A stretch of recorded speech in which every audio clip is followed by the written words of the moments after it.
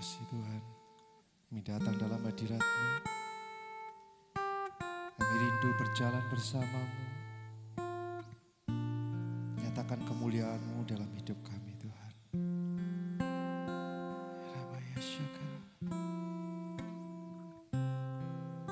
Tuhan, Kau sempurna dalam rencana-Mu dan karya-Mu. Ku serahkan hidupku, murnikan dengan Roh-Mu. Tuhan, Kau sempurna dalam rencana-Mu dan karya-Mu. Ku serahkan hidupku, murnikan dengan Roh-Mu. Hidupku menggenapi firman-Mu, tanda mujizat sertai tiap langkahku.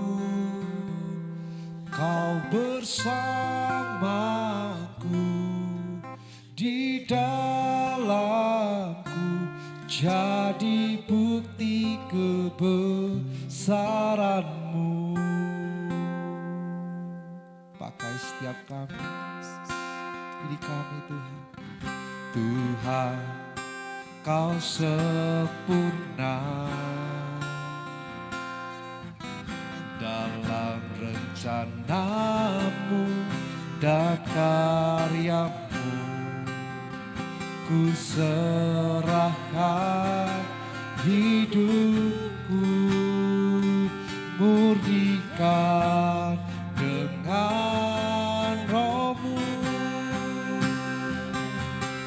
Hidupku menggenapi firman-Mu, tanda mujizat sertai tiap langkahku. Kau bersamaku di dalamku, jadi bukti kebesaran-Mu. Katakan hidupku menggenapi firman-Mu,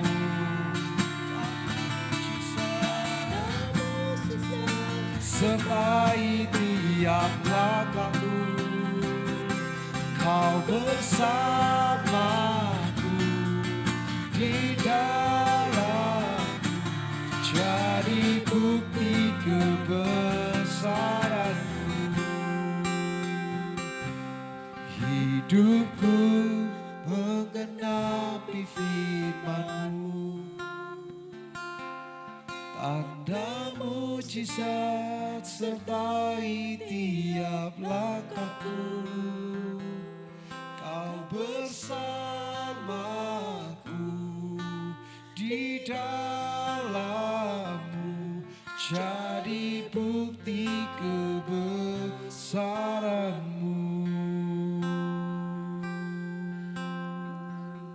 Sembah Dia.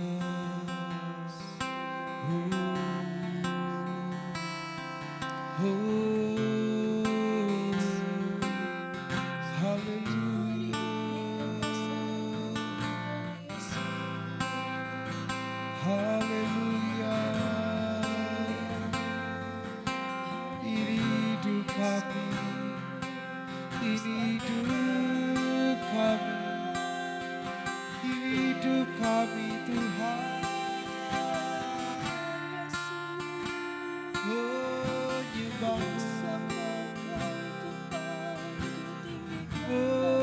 Memuji-Mu, meninggikan nama-Mu, hanya Engkau Yesus.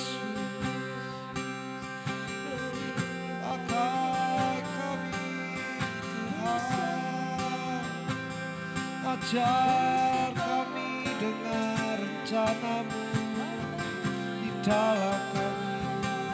Ajar kami berjalan bersama-Mu, melibatkan-Mu dalam setiap langkah kami. Kami tak mau jalan sendiri, kami gak mau andalkan kekuatan kami. Kami mau Engkau ada, Engkau nyata, Engkau bekerja, Engkau berkarya, Engkau beserta kami Tuhan. Biar yang lain boleh melihat pekerjaan-Mu di dalam kami. Biar orang dunia boleh melihat Engkau nyata, Engkau ada, kuasa-Mu bekerja, perkara yang mustahil terjadi. Haleluya Yesus. Ini kami Tuhan, kami buka hati kami, kami buka hidup kami, jiwa kami, roh kami serahkan dalam tangan-Mu Tuhan. Kami tahu Tuhan, kami penuh dengan keterbatasan. Kami tahu kami tidak mampu melakukan banyak hal. Kami gak mampu merubah kekerasan hati kami. Kami gak mampu merubah kekuatan kelemahan yang kami alami dalam hidup kami. Kami perlu Engkau Tuhan. Kami perlu Roh Kudus. Kami perlu Roh-Mu di dalam kami. Agar firman-Mu, rencana-Mu tergenapi dalam hidup kami. Hingga kemuliaan-Mu dinyatakan lewat setiap anak-anak-Mu yang setia dan selalu berharap kepada-Mu. Mengharapkan Engkau, menunggu hadirat-Mu setiap pagi kami. Makasih Tuhan, terima kasih Yesus. Katakan dengan penuh hati. Hidupku menggenapi firman-Mu, tanda mujizat sertai tiap langkahku. Kau bersamaku di dalamku, jadi bukti kebesaran-Mu. Hidupku menggenapi firman-Mu, nyatakan mujizat-Mu, tanda mujizat sertai tiap langkahku. Kau bersamaku di dalamku, jadi bukti kebesaran-Mu. Mari lebih tinggi, lebih sungguh, bersama-sama katakan. Hidupku menggenapi firman. Amin Tuhan. Tanda mujizat sertai tiap langkahku. Kau bersamaku di dalamku, jadi bukti kebesaran-Mu. Kau bersama kami, Kau bersamaku di dalamku, jadi bukti kebesaran-Mu. Bersama kami, Kau bersamaku di dalamku, jadi bukti kebesaran-Mu.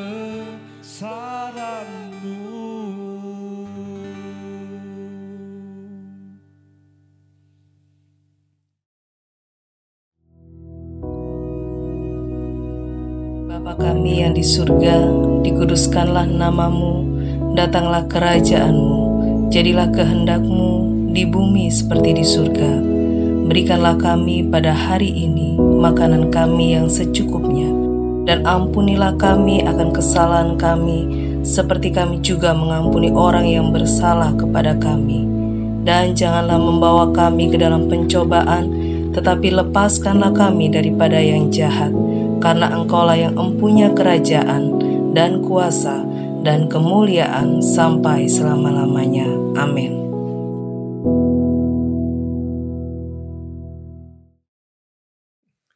Haleluya, puji nama Tuhan, saudara sekalian. Mari pagi hari ini kita belajar lebih dalam lagi untuk bisa memahami apa sebetulnya yang Tuhan Yesus nyatakan dengan memikul salib, menyangkal diri, mengikut Dia. Untuk itu mari saya ajak kembali kita baca di dalam Matius pasal ke-16 ayat yang ke-24 dan seterusnya.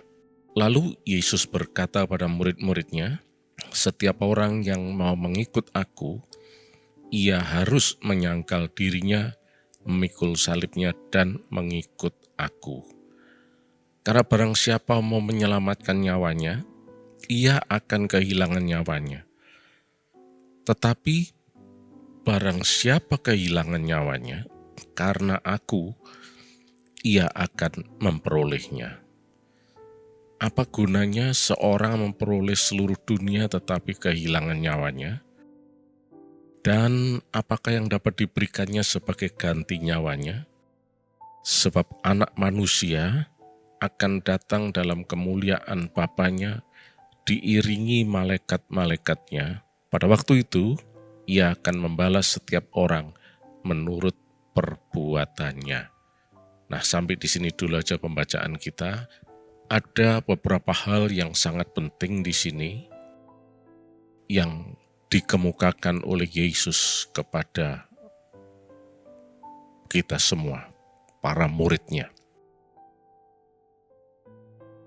Ketika Yesus mengatakan, "Barang siapa mau mengikut aku, ia harus memikul salibnya, menyangkal diri," maka kita harus tahu bahwa ini adalah suatu sabda atau ucapan yang disampaikan, dikatakan, atau dititahkan, dikeluarkan oleh seorang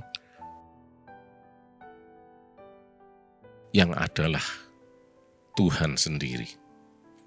Kita tahu bahwa Yesus adalah Allah 100%, dan Dia sekaligus serentak adalah manusia 100%.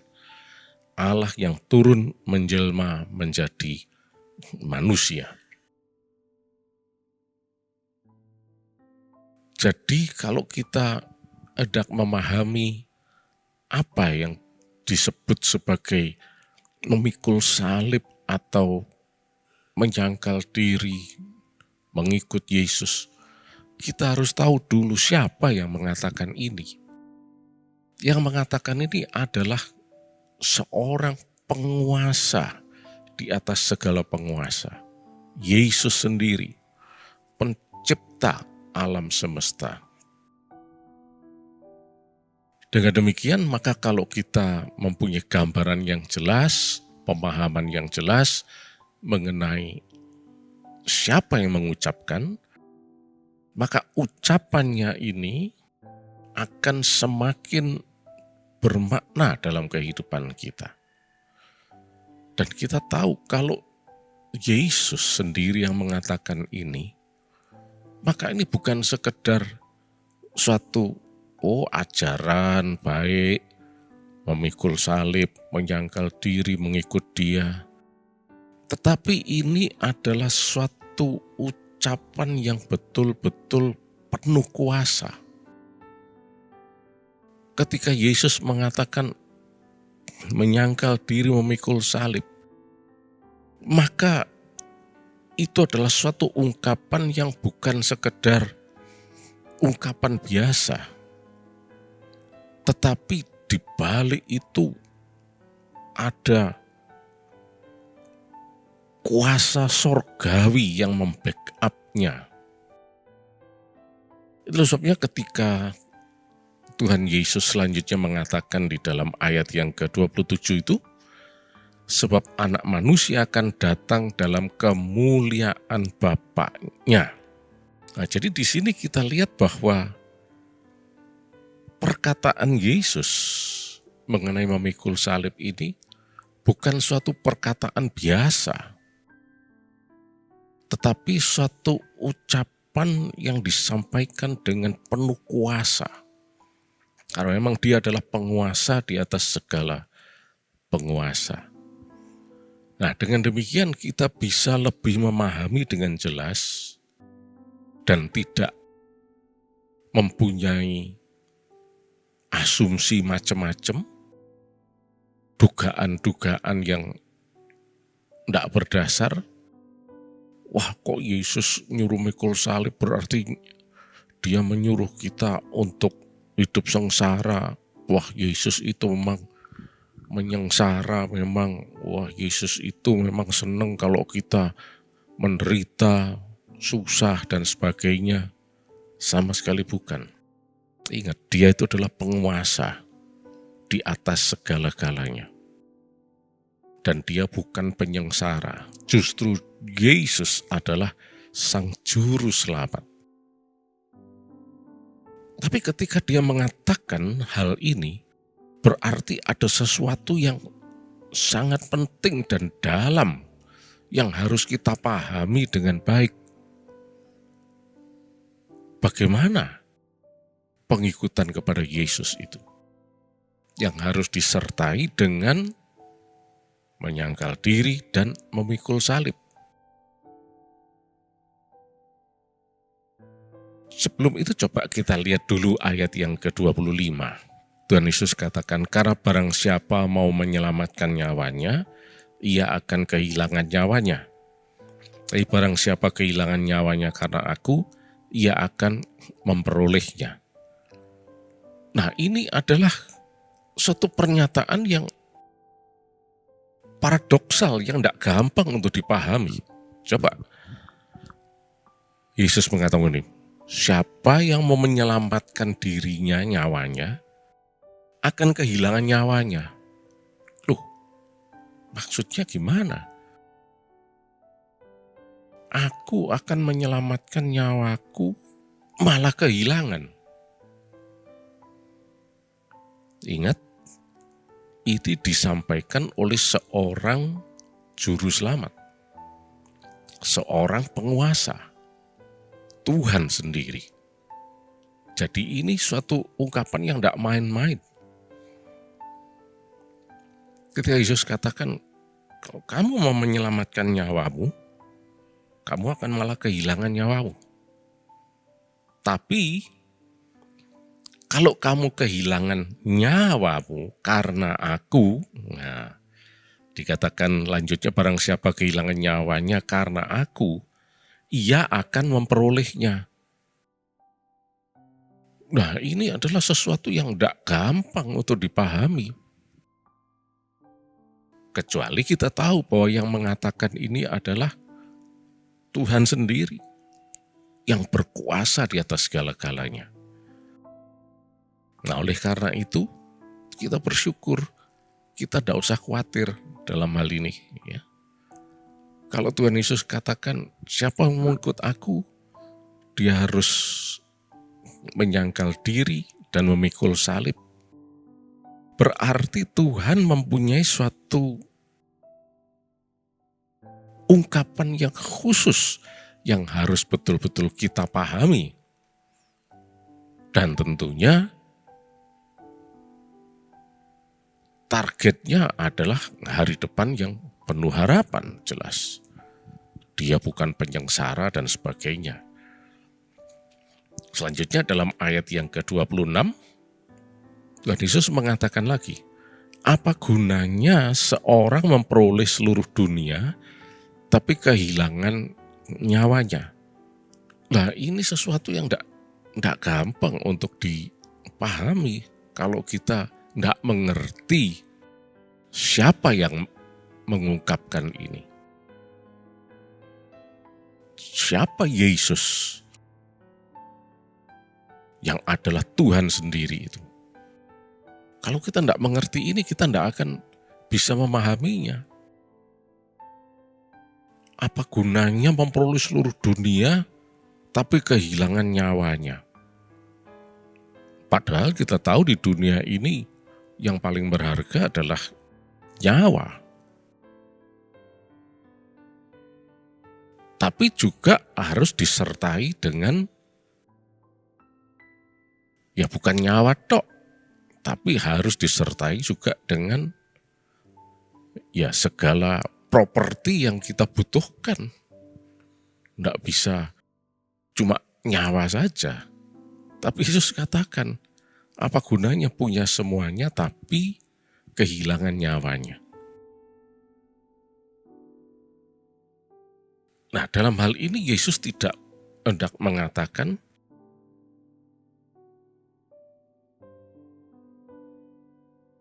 dunia ini properti dan sebagainya tidak ada gunanya. Yang penting nyawa. Nah, ini salah. Ingat, yang mengucapkan ini adalah sang penguasa yang di-backup dengan seluruh kekuatan sorga. Ini bukan sesuatu yang sederhana, remeh, tapi ini sesuatu yang powerful. Nah, selanjutnya dikatakan, apakah yang dapat diberikannya sebagai ganti nyawanya? Nah, ini yang kita harus pahami, ya. Jadi, sang penguasa, Tuhan sendiri, yaitu Yesus ini, dia ingin sebetulnya kita memahami bahwa yang terpenting itu adalah Yesus. Mengikut dia itu yang terpenting. Supaya bisa mengikut dia, maka harus menyangkal diri dan memikul salib. Itu sudah urutannya begitu. Prosedurnya demikian sudah. Mengikut Yesus, memikul salib, menyangkal diri. Karena manusia ini serba amburadul cara berpikirnya. Nah, inilah yang dikemukakan oleh Yesus. Supaya cara berpikir kita ini korek, benar, dan bisa mencapai destination, hari depan yang penuh harapan, fulfilling divine destiny. Karena manusia pikirannya cuma, aku bisa memperoleh dunia, bagaimana aku bisa harta, properti, segala macam. Kalau aku punya semua, aku akan selamat dan sebagainya. Dan Yesus katakan, bukan. Apa gunanya seorang kepingin selamat, tapi malah kehilangan nyawanya? Gara-gara dalam pikirannya apa? Kalau aku memperoleh dunia ini dengan segala macamnya, aku bisa menyelamatkan nyawaku. Salah, bukan itu. Yesus sedang ingin mengungkapkan di sini betapa kacaunya jalan pikiran manusia itu. Dan kita tahu sendiri betapa amburadulnya cara berpikir manusia itu. Ya, semuanya itu sumbernya adalah untuk aku, diriku, menjelekkan orang lah dan sebagainya, mengkritik orang lain dan seterusnya. Belum tentu kalau dirinya itu paling benar sedunia. Nah, itulah sebabnya kita sudah mengerti sekarang ini yang mengucapkan adalah Yesus, Sang Penguasa. Ada jaminan penuh. Mengikut Yesus, memikul salib, menyangkal diri. Dan disingkapkan sedikit oleh Yesus, jangan memprioritaskan dunianya. Kalau kamu memprioritaskan dunia ini, properti lah, segala macamnya, kamu malah kehilangan semuanya itu. Tapi kalau kamu mau mengikut aku, ya dalam ayat yang ke-26 itu, ya, apa gunanya seorang memperoleh seluruh dunia tapi kehilangan nyawanya? Nah, dalam ayat 25 bagian B Tuhan Yesus katakan, tapi kalau seorang kehilangan nyawanya karena aku, ia akan memperolehnya. Nah, yang kita inginkan kan memperoleh nyawa kan? Nah, supaya memperoleh nyawa itu, Tuhan Yesus mengatakan, kehilangan nyawanya untuk aku. Loh, kehilangan tapi memperoleh. Ingat lagi, yang mengatakan ini bukan seorang tukang jual jamu, tukang yang suka kampanye, propaganda, yang pinter ngomong dan sebagainya. Tapi yang menyatakan ini adalah Tuhan sendiri yang berkuasa. Jadi perkataannya itu bukan perkataan kosong. Kalau kamu kehilangan nyawanya karena aku, kata Yesus, maka kamu akan memperoleh nyawa itu. Ini sesuatu yang tidak gampang ini untuk dipahami. Kecuali kita tahu persis, oh ini adalah Yesus yang mengatakannya. Nah oleh karena itu, saudara sekalian, mari saat ini kita mengerti betul.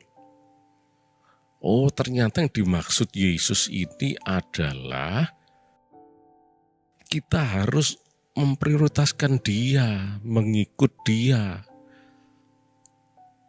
Dan prosedurnya tadi adalah orang yang mengikut Yesus itu memikul salib dan menyangkal diri. Dia tidak akan kehilangan nyawanya. Dia akan memperolehnya karena Yesus yang berkuasa ini. Nah, memang ini bukan sesuatu yang gampang begitu saja dipahami. Tapi kalau kita renungkan dalam-dalam dan kita mengerti, oh ini yang mengatakan adalah Yesus. Aku tidak khawatir. Ada jaminan sepenuhnya karena di backup oleh kuasa surgawi. Nah, itulah sebabnya kembali ke ayat yang ke-24 tadi, ya, dikatakan di sana, orang yang mau mengikut aku harus mikul salib dan menyangkal diri. Maka semua ini tidak akan terjadi, kehilangan nyawa lah dan sebagainya. Dia akan memperolehnya. Ketika memperoleh nyawa, ya memperoleh semuanya yang dijanjikan Tuhan. Hari depan yang penuh harapan. Tuhan tidak akan menelantarkan kita, membiarkan kita mati kelaparan, kekurangan, menderita, dan sebagainya. Tuhan Yesus akan memprovisi kita, memprovide kita dengan provisi-provisi yang sudah Dia sediakan untuk kita. Yang penting adalah, ini loh, akunya itu bukan diprioritaskan, tapi Yesus yang diprioritaskan. Puji nama Tuhan. Terima kasih Yesus, Engkau Allah yang baik untuk kami. Silakan Roh Kudus memimpin kami dan sepanjang hari ini kami sehat, kami diberkati berkelimpahan dan memuliakan nama Yesus Kristus. Dalam nama Tuhan Yesus Kristus. Amin.